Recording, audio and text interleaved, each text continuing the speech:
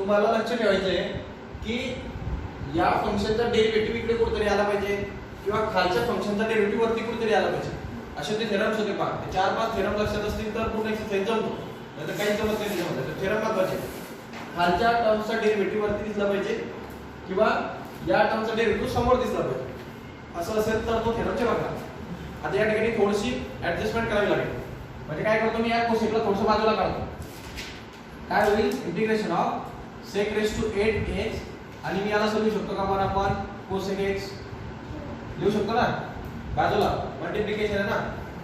So numerator separate केला डिनॉमिनेटरला थोडं बाजूला काढलं त्याला 1 लिहून टाकलं. याचा बेनिफिट काय होईल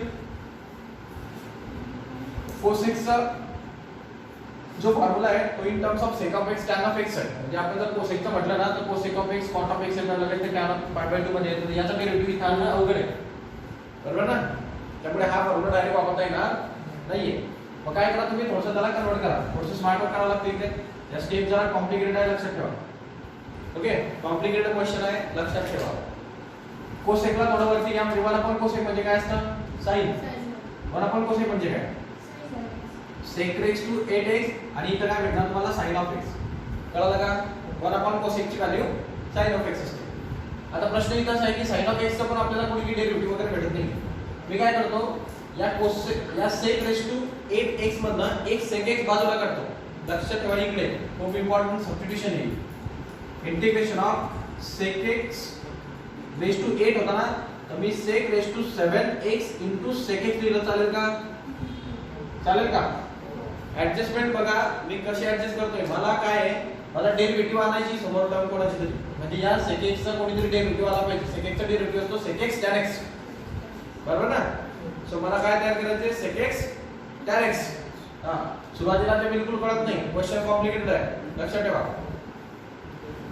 सो sec x ला जर मला sec x tan x मध्ये कन्वर्ट करायचं असेल तर हे sin upon cos आलं तरच tan तयार होईल की नाही बरोबर ना. sin upon cos आल्यानंतरच tan तयार होत असतं. सो मी काय करेन sec x चा मला एक फॉर्म्युला माहिती आहे 1 upon sec x म्हणजे काय असतं cos of x आणि 1 upon cos of x म्हणजे काय sec x माहिती नाही. सो मी काय ऍडजस्टमेंट करतो इथे लक्षात आहे बघा. sin x upon cos x आला तर tan x भेटेल. मग मी या sec x ला cos x मध्ये कन्वर्ट करू का म्हणजे sin upon cos भेटेल ना tan x भेटण्यासाठी. बघा आता इकडे लक्षात घ्या मी काय करेल इंटिग्रेशन ऑफ इथं म्हणणार sec raised to 7x या sec x ला मी असं लिहू शकतो का cos of x या फॉर्म्युलेनी चालेल का आणि हा sin of x कळतंय का. ओके आता sin of x ला मल्टिप्लाय होईल म्हणजे हा मी इथून इथे लिहू शकतो sin of x मल्टिप्लिकेशन आहे ते न्यूमरेटर टू न्यूमरेटर होणार. So sin x upon cos x काय होईल tan x बरोबर. आता tan x कोणाच्या डेरिव्हेटिव्ह मध्ये येतो sec x चा. sec x चा डेरिव्हेटिव्ह काय असतो d/dx ऑफ sec x काय असतो sec x tan x बरोबर. म्हणजे ही टर्म तयार करायची आपल्याला कळतंय का. मग ही टर्म तयार करण्यासाठी tan x आपल्याकडे ऑलरेडी तयार झाला. sin upon cos म्हणजे काय असतं tan असतं. सो इंटिग्रेशन ऑफ या ठिकाणी sec raised to 7x या ठिकाणी भेटणार तुम्हाला tan of x. मी प्रत्येक स्टेप फोडून दाखवतोय तुम्हाला एवढी फोडायची गरज नाहीये शॉर्टकट मारला तरी चालेल. आता प्रश्न असा आहे की या sec x चा डेरिव्हेटिव्ह जर आणायचा असेल तर sec x tan x पाहिजे. आपल्याकडे tan x आला मी या sec x raised to 7 मधनं एक sec x बाजूला काढू का ही टर्म तयार होण्यासाठी 7 raised to 7 आहे ना म्हणजे 7 टाइम्स मल्टिप्लाइड raised to 7 चा मीनिंग काय असतं 7 टाइम्स मल्टिप्लाइड 1 टाइम मल्टिप्लाइड मी बाजूला काढतो. मग काय भेटेल integration of sec raised to 6x into sec of x into tan of x. कळालं का हे. हां पुन्हा एकदा सांगतो का मी याच्यात खूप ऍडजस्टमेंट करावी लागेल तुम्हाला. क्वेश्चनला आयएमपी मार्क टाका. इझी क्वेश्चन नाही आहे इतका वाटतं तितका. sec x raised to 8x upon cosec of x होता. मला काय करायचंय मला अशी टर्म तयार करायची की याचा डेरिव्हेटिव्ह बरोबर त्याच्या समोर आला पाहिजे बरोबर. तर इथं sec x एक टर्म दिसते तर मी जर विचार केला की sec x चा डेरिव्हेटिव्ह आपण आणण्याचा प्रयत्न करू तर sec x चा डेरिव्हेटिव्ह काय असतो sec x tan x असतो बरोबर. तर मला काही करून काय तयार करावं लागणार आहे sec x tan x तयार करावं लागणार आहे. sec x tan x आणण्यासाठी sec x ची आपल्याकडे कमी नाहीये, आपल्याकडे sec x raised to 8 आहे, भरपूर sec x आहे आपल्याकडे. प्रश्न कोणाचा होता? tan of x चा.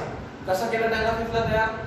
या sec x मधनं हा जो 1 अपॉन cosec x होता मी त्याला बाजूला काढला. cosec x ला वरती घेतलं तर तो होता sin of x.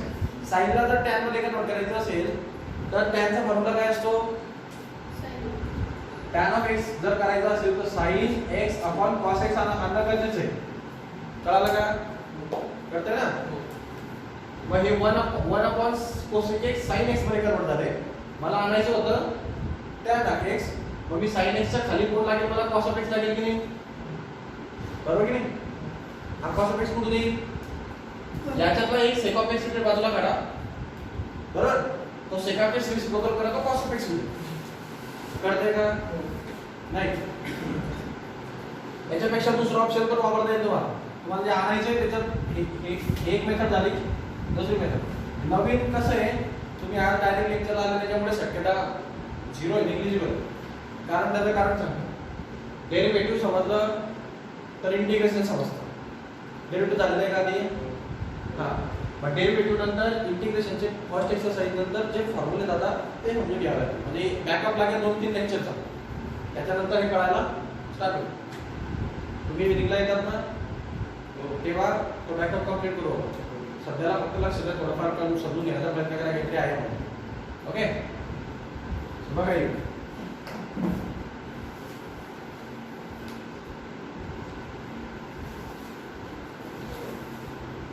तुम्ही आता दुसरा पण उपाय करू शकता. तुम्हाला sin x आलं इथं, मला काय आणायचं tan x. मला sin x आणायचं असेल त्याच्या खाली कोण पाहिजे? cos of x पाहिजे. बरोबर? जर मी cos of x डिनॉमिनेटरला दिलं तर मला न्यूमरेटरला सुद्धा cos of x द्यावं लागेल. बरोबर ना? रूल माहिती तुम्हाला, जे डिनॉमिनेटरला करणार तेच न्यूमरेटरला करावं लागतं. या ठिकाणी मला परत मल्टिप्लाय cos of x ने करून घ्यावं लागतं. कळालं का? पण मी याचा फायदा असा झाला मला की याला मला tan of x मध्ये कन्वर्ट करता येतं. कळतंय का? मी दुसरा उपाय सांगतोय की सेकंड मेथड काय होऊ शकते. ऍडजस्टमेंट जमत नसेल म्हणजे काय झालं? sec x raised to 8x. Okay, इथं भेटणार तुम्हाला tan of x याची कॉम्बिनेशन आणि हा इकडे उरलेला एक्स्ट्राचा cos of x. ओके, हे एक्स्ट्रा सिस्टम आहे ना हा. आता आपल्याला tan of x इथं sec of x tan of x भेटतोय पण हा cos चे काय करणार तुम्ही? उडवायला लागेल तो. मग काय कसं करायचं? तर sec x आणि cos of x एकमेकांचे रिव्हर्स फंक्शन आहे. बरोबर की नाही? तुम्हाला 9 किंवा 10th मध्ये एक ट्रिग्नोमेट्री मध्ये फॉर्म्युला असेल पहा. जेव्हा रिव्हर्स फंक्शन एकमेकाला मल्टिप्लाय होतात तेव्हा त्याचा आन्सर 1 येतो. जसं की sin x multiplied by cosec x झालं त्याचा आन्सर होणार 1. tan of x into cot of x झालं त्याचा आन्सर होणार 1 आणि sec of x into cos of x झालं त्याचा आन्सर होणार 1. हे एकमेकांचे रिव्हर्स फंक्शन आहे. रिव्हर्स म्हणजे काय? रेसिप्रोकल असतं. म्हणजे sin चा रेसिप्रोकल cosec असतो, cosec चा रेसिप्रोकल sin. मग ते मल्टिप्लाय होतं तर आन्सर 1 येईल ना. तसे यांचं मल्टिप्लिकेशन आन्सर 1 येतं, यांचं मल्टिप्लिकेशन आन्सर 1 येतं. मग इथे तुम्हाला स्पष्ट दिसतंय की एक cos आहे आणि एक sec आहे. 8 sec मधनं एक sec बाजूला काढा. मग कॅन्सल होईल की नाही? कळतंय का? या फॉर्म्युलाने sec x cos of x चा आन्सर 1 होतो. तुम्ही असं म्हणू शकतो का या 8 मधनं मी या ठिकाणी 7 केला आणि एक sec x याला दिला. कळतंय? 7 raised to 8 देणं. raised to 8 चं म्हणजे काय असतं? 8 टाइम्स मल्टिप्लाइड sec x. आता आठ होतो. एक इकडे काढला काय बिघडलं? मग त्याच्यामधलं इकडे 7 झाले, इकडे एक बाजूला निघाला. cos of x आणि sec x चा आन्सर काय होईल? 1. बदलले याची गरज आहे का? कळतंय ना? मग असं होईल integration of sec of raised to 7x आणि इथं उरला फक्त tan of x. कळालं काय? याचा आन्सर काय होईल? 1. हा दुसरा ऑप्शन. किंवा आता याच्या पुढे तुम्हाला काय आणायचं होतं? तुम्हाला आणायचंय sec x तुमच्याकडे दिसतंय, तुम्हाला त्याचं डेरिव्हेटिव्हची टर्म तयार करायची आहे. So derivative d/dx of sec of x काय असतं? sec x tan of x. कळालं का? ही टर्म तयार करायची मला sec x tan x. Problem काय आहे? tan of x दिसतोय, sec raised to 7 आहे. चालेल का? sec raised to 7 काय पाहिजे? फक्त sec x. मग या sec raised to 7 मधनं एक sec बाजूला काढायचं. कळालं का? म्हणजे इथे किती उरतील 6 आणि एक बाजूला निघेल. मग काय भेटणार? Integration of sec raised to 6x, इकडे भेटणार sec x आणि इकडे भेटणार tan of x. कळालं का हे? कळालं का? एवढं सगळं इम्पॉर्टंट होतं याच्यामध्ये. हे इम्पॉर्टंट आहे सगळं. हे ज्याला कळालं त्याला इंटिग्रेशन जमतं. याच्यासाठी तुमचं 9वी 10वी 11वी सगळं लागतं तुम्हाला. ओके, आता पुढे सॉल्व करावं लागतं. इथपर्यंत आले सर्व. जाऊ पुढे. पुढे लक्ष द्या. नवीन समजणं जरा अवघड आहे. लक्ष द्या फक्त. बॅकअप भेटल्यानंतर समजेल.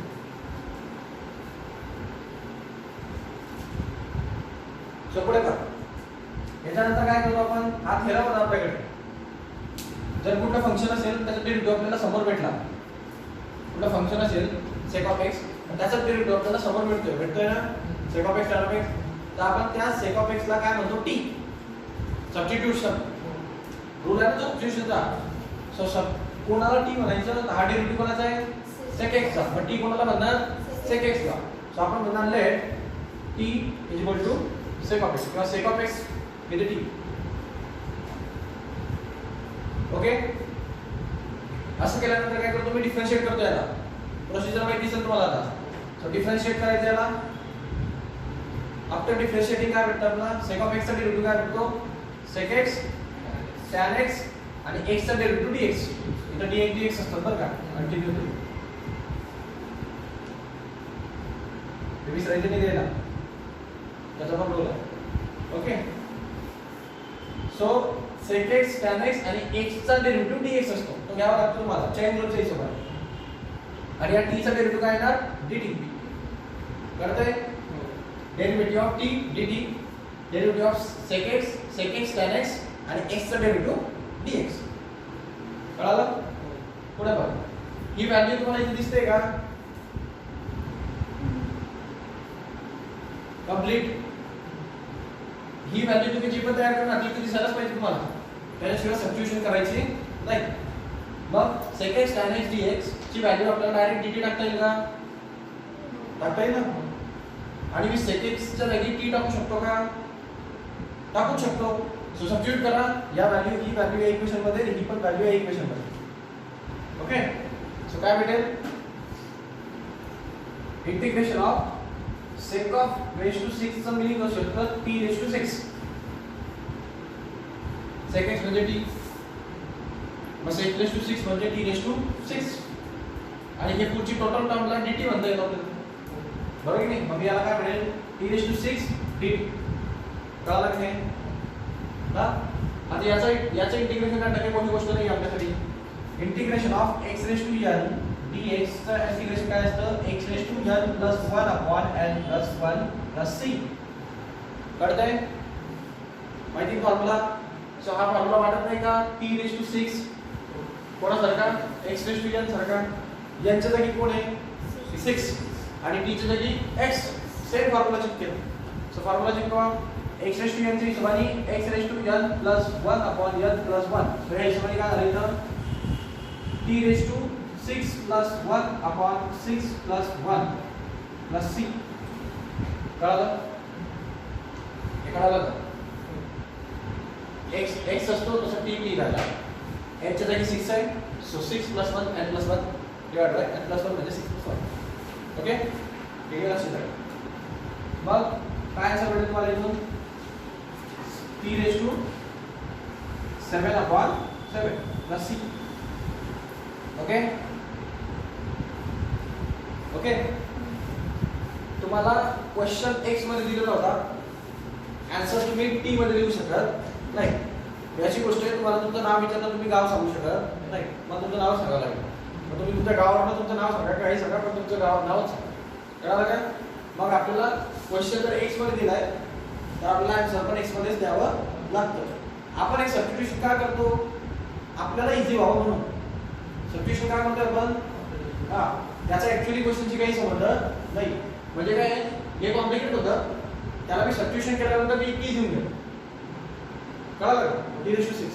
मग ते सॉल्व म्हणून सबस्टिट्यूशन करतो आपण. मग आता t च्या जागी त्याची व्हॅल्यू सबस्टिट्यूट करा. काय होती t ची व्हॅल्यू?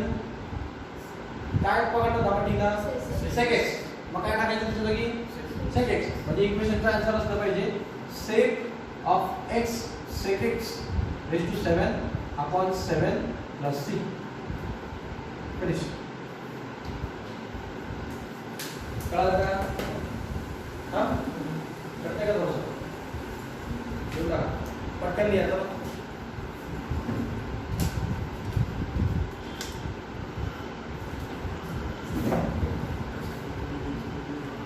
सोबत सोबत दिलं तर चांगली गोष्ट आहे.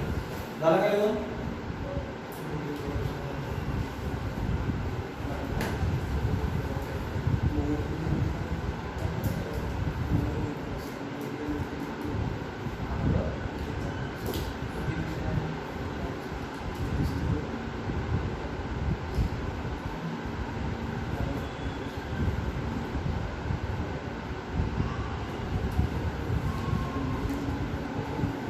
थोड़ा कॉम्प्लिकेटेड क्वेश्चन आहे, मार्क करून ठेवायला. आता इथून कॉम्प्लिकेशन वाढतंय आणि इथून काय वाढतंय ऍडजस्टमेंट वाढतंय. इथं तुम्ही नीट लक्षात घ्या, एवढा पोर्शन सुरुवातीला नव्हता, आता वाढला ना. हेच प्रॉब्लेमॅटिक आहे, इथून कोणी सॉल्व्ह करतं. इथे याला की डोकं लागत नाही, इथून सॉल्व्ह करतात डोकं फक्त येतं लागतं एवढंच ब्रेक असतं तुमच्या. त्यामुळे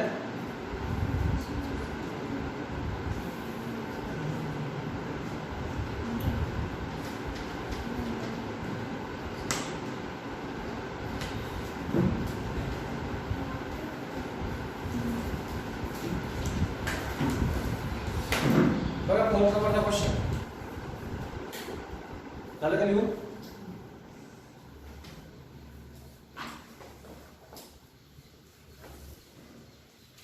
integration of 1 upon x plus root of x dx.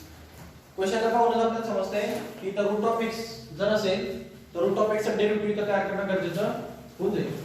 कळलं का? कारण हा क्वेश्चन वाटताना आपल्याला वाटतो की आपल्याला आपले बेसिक फॉर्म्युला इथं बसत नाही, बरोबर. म्हणजे हा क्वेश्चन कोणाचा क्वेश्चन असेल, सबस्टिट्यूशनचा क्वेश्चन असेल, प्रयत्न तर करूनच पाहिजे सबस्टिट्यूशन करण्याचा. कळलं का? ब्रेन मध्ये तुम्ही एकदा ट्राय करायचं की याचं सबस्टिट्यूशन सॉल्व्ह होऊ शकतं का. एक दोन स्टेप मध्ये करता आपल्याला की होईल का नाही. तर याच्यामध्ये root of x x plus root of x आहे. जर रूट ऑफ x चा डेरिव्हेटिव्ह आपल्याला समोर पाहिजे असेल, x चा जर पाहिजे असता तर 1 राहिला असता, कारण x चा येऊन काही फायदा नाहीये, बरोबर ना. x चा डेरिव्हेटिव्ह हे पाहिजे एक कंप्लीट टर्म आहे, ही कंप्लीट टर्म आहे x plus root of x.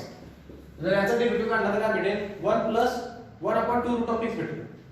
तो येईल काय तेवढं नाही ना. कंप्लीट टर्मचा शक्य नाही. फक्त x चा विचार केला त्याचा 1 येतो, तर हा रूट ऑफ x स्ट्रॉंग होतो, त्याचा प्रॉब्लेमॅटिक आहे. रूट ऑफ x चा जर आपण विचार केला तर याचं होऊ शकतं, पण याला थोडं ऍडजस्ट करावं लागेल. कळलं का? आता आपण थोडंसं विचार करतो की इथं रूट ऑफ x चा डेरिव्हेटिव्ह काय असतो d by dx of 1 upon 2 root of x असतो. म्हणजे तुम्हाला काय हा 1 अपॉन रूट ऑफ x ची टर्म आहे ना ती भेटू शकते इथे. कळतंय का? कळतंय का? मग पॉसिबिलिटी कोणाची जास्त आहे? रूट ऑफ x चा डेरिव्हेटिव्ह घेऊन सॉल्व्ह करण्याची. मग याचा पॉसिबिलिटी घेऊनच लाव. कळतंय ना?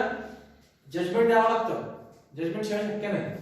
आता मी काय करेल, मला 1 अपॉन रूट ऑफ x भेटला पाहिजे ना, आणि इथं तर ते ऍडिशन मध्ये बरोबर की नाही. हे x याला चिपकून आहे ना, तो x चिपकून लागेल नाही इथं, फक्त रूट ऑफ x पाहिजे. मग काय करा, एक स्टेप इथं सर्वात महत्त्वाची जी व्हेरी इम्पॉर्टंट स्टेप आहे, त्याला एम्प्टी स्टेप मारा तुम्ही. ती बुद्धी तुम्हाला सुचली पाहिजे. ठीक आहे. आपला जो रूट ऑफ x आपल्याला पाहिजे तो x ला चिपकून नको, बरोबर ना. मग x ला चिपकलेला पाहिजे का रूट ऑफ x. मग याच्यातून रूट ऑफ x ला कॉमन काढ, म्हणजे तो मल्टिप्लाय होईल ना भाई. कळतंय का? हां. मग मी काय करणार 1 अपॉन याच्या ह्या x ला मी असं लिहू शकतो का root of x into root of x. x म्हणजे कोणत्याही नंबरला आपल्याला असं लिहितात. समजा 2 असेल तर याला असं लिहू शकतो root of 2 into root of 2. कोणताही नंबर असू द्या. समजा जर x असेल तर मी असं लिहू शकतो root of x into root of x. त्याचं मीनिंग काय आहे, रूट त्याच नंबरला मल्टिप्लाय केलं तर त्याचा होतो स्क्वेअर. कळालं का? आणि तो स्क्वेअर आणि स्क्वेअर रूट होतो कॅन्सल, म्हणजे आन्सर काय होतं फक्त 2. कळतंय ना. या रूलच्या हिशोबाने मला कुठल्याही नंबरला त्याच्याच रूट मध्ये 2 वेळा स्प्लिट करता येतं, कारण त्याचा होऊन तो स्क्वेअर होऊन तो कॅन्सल होऊन तेच आन्सर होऊन जाईल. त्या हिशोबाने मी x ला रूट ऑफ x लिहू शकतो, बिकॉज रूट ऑफ x चा स्क्वेअर कॅन्सल, आन्सर होणार x. म्हणजे ऍक्च्युअली त्याच्या मीनिंग मध्ये काही फरक नाहीये, फक्त स्वरूप चेंज झालं. कळालं? फक्त फॉर्मॅट चेंज होतो, मीनिंग चेंज होत नाही. सो मॅथ्स मध्ये हीच फ्रीडम आहे तुम्हाला, मीनिंग चेंज न होता काही करा. मग तुम्हाला पटेल ते करा, फक्त मीनिंग नाही बदलवायचं. ओके. मग मी या x ला रूट ऑफ x लिहिलं होतं, काही वेगळं का? आणि 1 हा प्लस हा रूट ऑफ x हा एक्स्ट्रा लिहितो. कळलं का हे? असं काय केलं मी? कारण मला इकडे जो खाली रूट ऑफ x लागणार आहे, तो रूट ऑफ x साठी तू कॉमन लिहू शकतो ना. कळतंय ना? x मध्ये कसं काय लिहिला असता? मग त्याला रूट मध्ये कन्वर्ट केलं. मग आता मी काय करेल?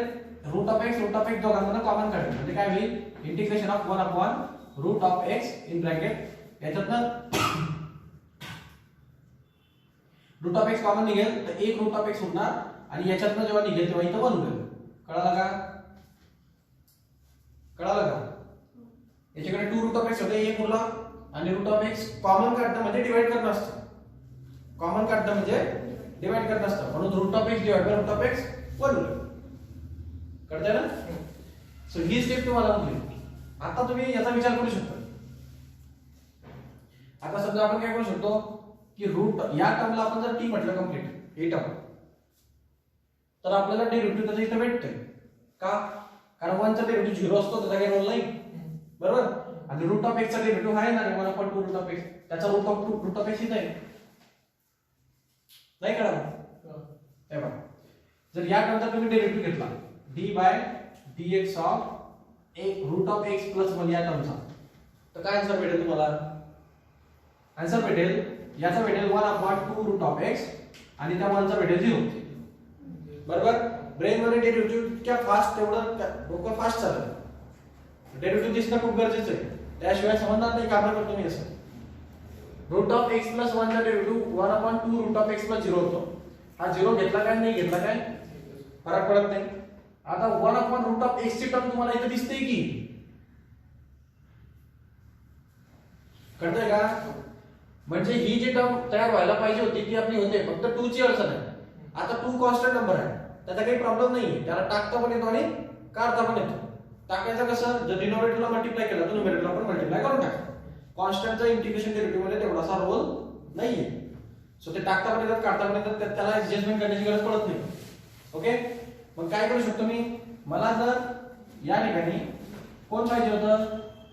जर मी ही टर्मला t म्हटलो, या टर्मला t म्हटलो, याचा डेरिव्हेटिव्ह काढला तर मला 1/2 रूट ऑफ x पाहिजे की नाही? रूट ऑफ x मला इथं भेटतो, इथं हे पहा 1/2 रूट ऑफ x, म्हणजे ही टर्म भेटते 1/2 रूट ऑफ x. कोण पाहिजे एक्स्ट्राचा? 2 पाहिजे डिनॉमिनेटरला. मी काय करेन? याला जर इथं 2 देईल तर मला न्यूमरेटरला पण 2 द्यावा लागेल. आता तो 2 मी मध्ये न देता बाहेर दिला का? कारण तो कॉन्स्टंट आहे, तो डायरेक्ट इंटिग्रेशनच्या बाहेर असतो. तुम्ही मध्ये दिला तरी चालेल, तसं काही नाही. नंतर तो बाहेरच काढावा लागला आपल्याला. कळतंय का? शेवटी तो बाहेरच निघाला कॉन्स्टंट असल्याने. हे कळालं का तुम्हाला? ऍडजस्टमेंट पूर्ण चॅप्टर ऍडजस्टमेंट आहे. असं का करतो? त्याचं कारण आहे की एक रूट ऑफ x प्लस 1 याचा डेरिव्हेटिव्ह जो होतो तो 2 रूट ऑफ x असतो, 1/2 रूट ऑफ x. मला 1/2 रूट ऑफ x ची टर्म भेटते, मला 2 भेटत नाही, म्हणून मी खाली पण आणि वरती पण मल्टिप्लाय करतो. हे त्याचं मागचं कारण. कळालं का? रिझन समजून घ्या, त्याशिवाय समजणार नाही. मग आता काय होईल? हा 2 इंटिग्रेशनच्या बाहेर राहील, 2 इंटिग्रेशनच्या बाहेर 1/, इथं भेटणार 2 रूट ऑफ x आणि हे काय भेटते 1/, हा bracket root of x plus 1. हे कळालं का इथपर्यंत? मी सेपरेट केलं समजा असं, तर हा 1 याला पण दिला. 1 काय किती वेळेस लिहू शकतो मी? 1 × 1 1च होतो. म्हणजे 2 वेळेस 1 दिला, म्हणजे मिळालं काय दिलं नाही ना. बेनिफिट काय होणार याचा? ही टर्मला जर मी t पकडतो तर याचा डेरिव्हेटिव्ह डायरेक्ट इथं तयार होतो कंप्लीट. म्हणजे t कोणाला काय छोटा करायचं? रूट ऑफ x प्लस 1 ला. कळतंय ना? जेव्हा त्याचा डेरिव्हेटिव्ह परफेक्ट तयार होईल तेव्हा त्याला तुम्ही t पकडून घ्या. मग इथून आपल्याला ते t ची प्रोसिजर सुरू. कळतंय? हीच ऍडजस्टमेंट सर्वात इम्पॉर्टंट असते. ऍडजस्टमेंट करणं गरजेचं आहे. सो काय म्हणणार मी? Let t equal to root of x plus 1 equal to t. So आपण म्हणणार डिफरन्शिएटिंग, याला डिफरन्शिएट करतो इथं. आपण ते ऍडजस्टमेंट ऑलरेडी केलेली. रूट ऑफ एक्स चं डिफरन्शिएशन 1/2 रूट ऑफ एक्स असतं आणि 1 चा येतो 0. ओके, आणि या x चा डेरिव्हेटिव्ह असतो इथं dx. कळालं का? x चा dx आणि हा इथं 0 येणार आणि हा t चा dt येणार. कळालं का हे? इकडे लक्ष द्या. रूट ऑफ x चं 1/2 रूट ऑफ x, x चा डेरिव्हेटिव्ह dx आणि 1 चा डेरिव्हेटिव्ह 0 आणि हा इथं t चा dt. क्लियर? हा 0 लिहिला काय नाही लिहिला काय फरक पडणार नाही. ओके, सो एवढं होतं. आता तुम्ही थोडंसं नीट लक्ष द्या. हे 1/2 रूट ऑफ x आणि हा dx या दोघांच्या कॉम्बिनेशनच्या जागी मी डायरेक्ट dt टाकू शकतो का? हा, नाही टाकू शकत? टाकू शकतो ना. 1/2 रूट ऑफ x dx म्हणजे dt असतं, बरोबर की नाही? 1/2 रूट ऑफ x आणि dx मल्टिप्लाइड आहे ते सगळं. तुम्ही इकडे करा तिकडे करा काही फरक पडत नाही. 2 into 3 करा 3 into 2 करा डझंट मॅटर, कम्युटेटिव्ह लॉ आहे. सो या दोन टर्मच्या जागी मी डायरेक्ट dt टाकणार. कळतंय? आणि ही term root of x plus 1 ला मी काय म्हटलं होतं ती त्याच्या जागी टी टाकणार. कळालं सबस्टिट्यूशन? हा, मग काय भेटेल आन्सर? आन्सर भेटणार इंटिग्रेशनच्या बाहेर हा 2 हे 1/t आणि dt एवढंच भेटणार. इकडे लक्ष द्या. 1 ही टर्म म्हणजे t. ओके, आणि 1/2 रूट ऑफ x dx म्हणजे dt. ओके, कळतंय ना? जाऊ पुढे. आता याचं सॉल्व करणं काही अवघड आहे का? 1/x चे इंटिग्रेशन काय असतं? log of x. तुम्हाला इंटिग्रेशन माहिती आहे, इंटिग्रेशन ऑफ 1/x dx त्याचं इंटिग्रेशन असतं log of x plus c. Okay, so इथं 1/x च्या जागी इथं 1/t आहे. मग त्या हिशोबाने log of t आन्सर झालं पाहिजे. मग काय येणार? 2 into log of t plus c. Okay, आणि t ची व्हॅल्यू काय घेतली तुम्ही? काय घेतली होती? रूट ऑफ x प्लस 1 ना. व्हॅल्यू सबस्टिट्यूट करा. सो आन्सर भेटणार पाहिजे तुम्हाला 2 log of root of x plus 1 plus c. Finish. करते काय? हा, काय वरनं चाललंय? वेळ लागेल थोडा अडॅप्ट व्हायला. इंटिग्रेशन काय अवघड जातं. ओके, वेळ लागेल ब्रेन अडॅप्ट व्हायला. लिहून घ्या बरं आपण. आणि पुढे याच्या सर्वात महत्त्वाची स्टेप कुठली होती? हा, सर्वात महत्त्वाची स्टेप कुठली होती? Root of x into root of x मध्ये कन्वर्ट करणं. आणि हे का केलं त्याचं कारण सांगितलं होतं तुम्हाला. कॉमन काढून जेव्हा तो मल्टिप्लाय होईल तेव्हाच तुम्हाला ते रूट भेटेल, अदरवाईज नाही भेटत. हे डेरिव्हेटिव्ह झालेलं आहे, बट इथं ही स्टेप कळत नाही. ही आयपीची स्टेप म्हटलं ना मी तुम्हाला, या इंटिग्रेशन आणि डेरिव्हेटिव्हचा हाच प्रॉब्लेम आहे. हे सोडवून तर टाकणार तुम्ही, तर मी असेपर्यंत काही प्रॉब्लेम नाही आहे तुम्हाला क्लासमध्ये. पण जेव्हा तुम्ही घरी जाणार तुम्ही स्वतः घेणार सम सॉल्व्ह करायला, तेव्हा तुम्हाला येणार हा प्रॉब्लेम. हा तुमचाच नाही, हा प्रत्येकाचाच प्रॉब्लेम. म्हणून ते का केलं, कशासाठी केलं याच्यामध्ये लक्ष द्या. सोडवलं कसं हे महत्त्वाचं नाही, ते का केलं, वायचा आन्सर समजून घ्या.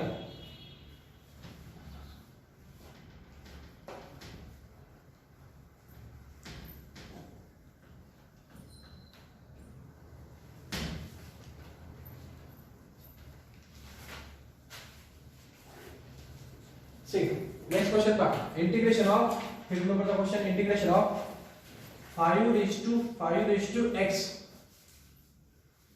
5 raised to x dx.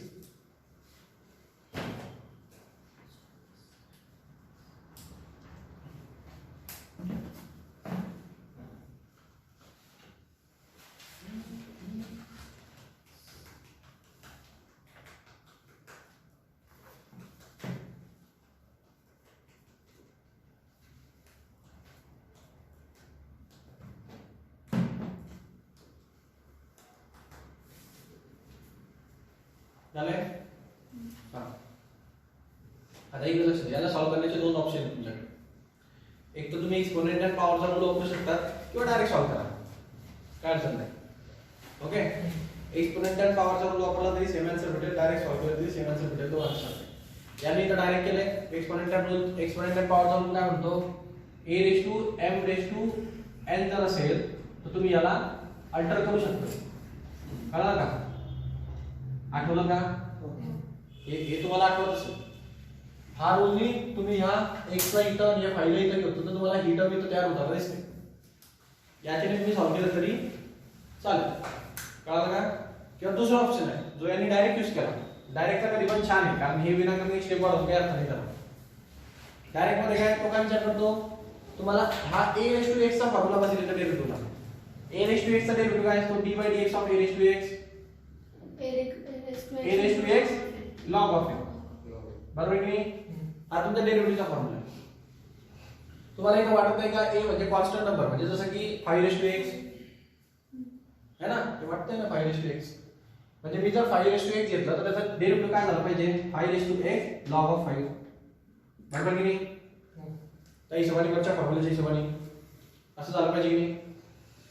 आता विषय असा आहे की मी जर 5x ला डेरिव्हेटिव्ह 5x ला t म्हणेल तर मला याचा डेरिव्हेटिव्ह याच्यामध्ये भेटला पाहिजे की नाही. तर भेटतो तो, कारण हा 5x तरी कमाच आहे व्यवस्थित. बरोबर. आणि हा log of a जो आहे हा कॉन्स्टंट आहे. कॉन्स्टंट आहे ना, त्याच्यात x आहे का, x नसेल तर तो कॉन्स्टंट आहे, म्हणजे आपल्याला ऍडजस्ट करता येते. जसं मागच्या वेळेस 2 ऍडजस्ट केला होता, आठवलं का? 2 खाली पण दिला होता वरती पण दिला होता. तुझा काही विषय होता का त्याला लगेच ऍडजस्ट केला मी का, कारण तो कॉन्स्टंट नंबर आहे. कॉन्स्टंट नंबर आरामात ऍडजस्ट करता येतो. प्रश्न फक्त व्हेरिएबलचा असतो, ते ऍडजस्ट होत नाही. इथं log of 5 कॉन्स्टंट नंबर असल्यामुळे याचं काही टेन्शन नाहीये. म्हणजे ऍक्च्युअल कोण असलं पाहिजे फक्त क्वेश्चन मध्ये 5x दिसला पाहिजे. जर तो दिसला तर तुमचं काम होऊन जाईल. इथं आहे 5x बरोबर, आयता बाजूला काढलेला, बरोबर की नाही. म्हणजे डायरेक्ट यूज केला तरी चालेल, डायरेक्ट 5x ला t म्हणा. कळतंय ना, समजलं का हे? मग मी इथं हा क्वेश्चन बऱ्यापैकी सोपा क्वेश्चन आहे, ह्याच्यामध्ये काही जास्त डोकं लावायची गरजच पडली नाही. मी डायरेक्ट काय म्हणेन, let 5x will be t. Okay, so differentiating 5x चा काय येणार, 5x log of 5 डेरिव्हेटिव्ह. हे काढून ठेवतो मी आधीच, कारण मला स्टेप करायची की नाही ते समजण्यासाठी हे काढावंच लागतं. त्याच्याशिवाय मी पुढे जात नाही. इंटिग्रेशन डेरिव्हेटिव्हचा हा प्रॉब्लेम आहे. 1-2 स्टेप प्रेडिक्ट करावे लागतात, तेव्हा स्टेप करावी लागते. ओके, सो डिफरन्शिएशन काय आहे 5x चा, 5x log of 5 आणि x चं इंटिग्रेशन घ्यावं लागतं. इथं x चा डेरिव्हेटिव्ह काय आहे तो dx. कळलं का? आणि dx येणारच इथं, कारण x चा डेरिव्हेटिव्ह समोर घेतो. कळतंय? आता ही टर्म मध्ये विषय असा आहे की तुम्हाला क्वेश्चन जर तुम्ही नीट पाहिला तर तुम्हाला ही log of 5 ची टर्म दिसायला तयार नाही. बरोबर की नाही? log of 5 ची टर्म आहे, log of 5 ची टर्म आहे का याच्यात? ते पहा 5x dx आहे तुमच्याकडे, म्हणजे ही टर्म आहे, ही टर्म आहे, इथं प्रॉब्लेम आहे. बरोबर की नाही? मग काय सांगितलं होतं मागच्या वेळेस 2 आला होता तेव्हा, ते तुमचं कसं केलं होतं आपण, नव्हता टाकून दिला होता. बरोबर. आता याच्यात एक्स्ट्रा आहे तो काढून टाकायचे, डिवाइड करून टाकायचं. म्हणजे खाली डिवाइड केलं तर वरती पण डिवाइड करायला लागतं. कळतं का? हा एक ऑप्शन आहे. हे जर तुम्हाला इझी वाटलं तर हा छान ऑप्शन आहे.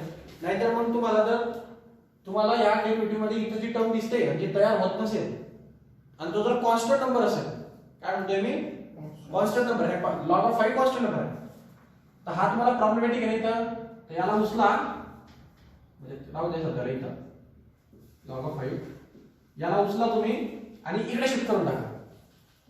कळालं का? म्हणजे तुमचे ते डिवाइडचे सगळ्या टर्म ऍडजस्ट होऊन जातात. कळालं का? ते आपण जे डिवाइड वरती न्यूमरेटरला करणार, डिनॉमिनेटरला करणार, ते सगळं ऍडजस्ट होऊन जाईल. म्हणजे रूल असा पण आहे, हे कसं झालं, जर मला हा कॅन्सल करायचा असेल तर मी असं म्हणू शकतो याला log of 5 ने डिवाइड करावं लागेल. बरोबर. तर मग रूल हा पण ना की जर डिनॉमिनेटरला डिवाइड केलं तर न्यूमरेटरला मल्टिप्लाय करावं लागतं. याला मल्टिप्लाय द्यायला याला मल्टिप्लाय. रूल दुसरा हा पण आहे की लेफ्ट साइडला जर आपण डिवाइड केलं तर राईट साइडला पण डिवाइड करता येतं ना. ऍक्च्युअल इम्पॅक्ट काय आहे, 0. नाही कळालं? 2 रूल आहेत, एक खाली करणार ते वरती करा आणि दुसरा रूल आहे जे लेफ्टला करणार तेच राईटला करा. कळालं का? मी दोनही रूलचा वापर करू शकतो. त्याच्याकडे दोनही रूलचा वापर केला तर मॅथमॅटिक्स मध्ये काही चेंज होणार नाही. मी इथं मला जो सुटेबल आहे, मला जो योग्य वाटेल तो तुम्ही करा. तुम्ही खाली मल्टिप्लाय केला, वरती मल्टिप्लाय केला तोही चालेल, का तुम्ही लेफ्टला जे केलं तेच राईटला करा ते पण चालेल. किंवा तिसरी पण ऑप्शन आहे, तुम्हाला हा नकोय का इकडे, त्याला इकडे डिवाइड करून घ्या. मल्टिप्लिकेशन इकडे डिवाइड होणार, हा पण चालेल. 3 रूल आहेत, कुठलाही वापरा, आन्सर सेम आहे. ओके, कॉम्प्लिकेशन वाढत नाही ना. हे रूल का सांगतोय मी, एक क्वेश्चन मध्ये एक रूल बसतोय, बाकीच्या 3-4 क्वेश्चन मध्ये दुसरे 2-3 बसतील, है ना. तर ते तुम्हाला माहिती असलं पाहिजे की असं होऊ शकतं. क्लिअर, म्हणून आपल्याला ते नॉलेज असलं पाहिजे. मग मी काय करतो, याला इकडून उचलून इकडे घेऊन येतो, चालेल का हे मल्टिप्लिकेशन इकडे भेटणार. आता मला जी रिक्वायर्ड टर्म होती ती भेटते ना, बरोबर की नाही, 5x.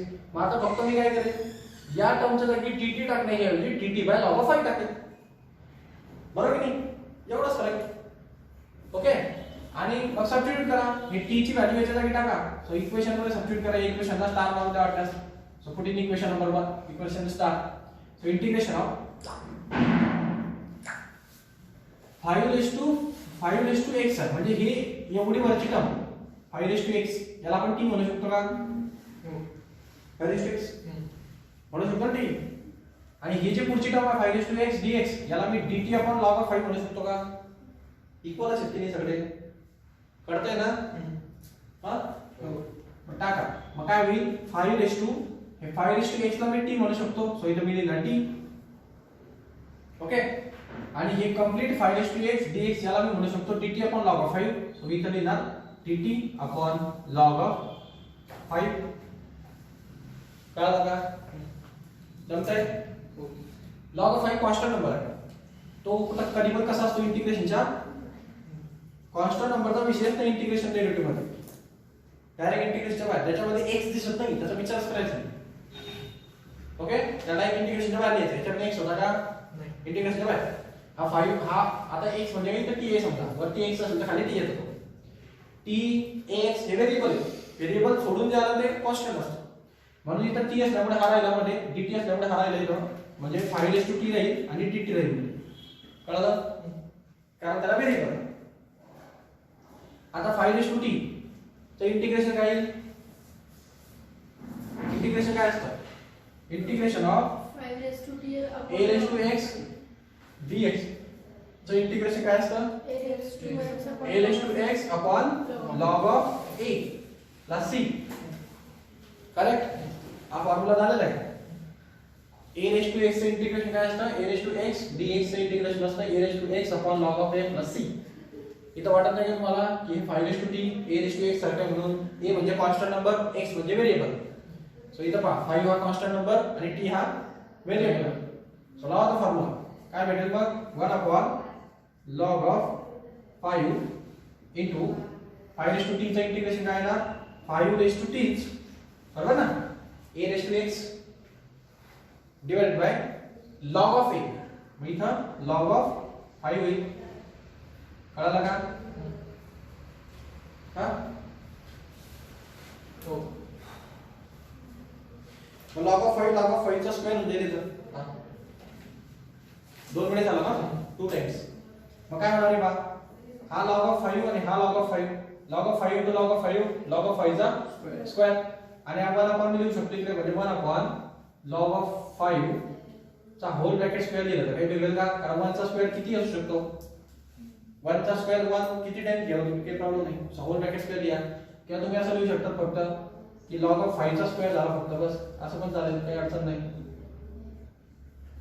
ओके, मल्टिप्लाय त्याच टर्मला मल्टिप्लाय केलं त्याचा स्क्वेअर होणार.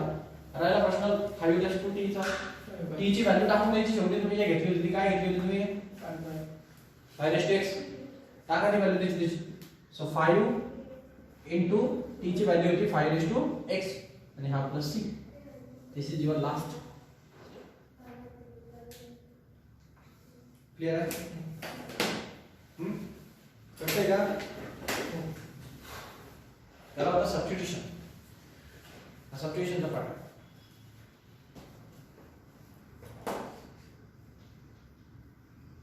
त्याचे शॉर्टकट पण सांगेल मी तुम्हाला, पण सध्याला नाही.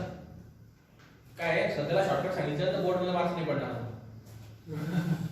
बोर्डमध्ये जायला नाही पडणार. 0 मार्क्स पडतात स्टेप्सला. म्हणून ते स्टेप बाय स्टेप शिकून घ्या. जसं हे स्टेप बाय स्टेप संपेल एक्सरसाइज तसं शॉर्टकट पण शिकवा.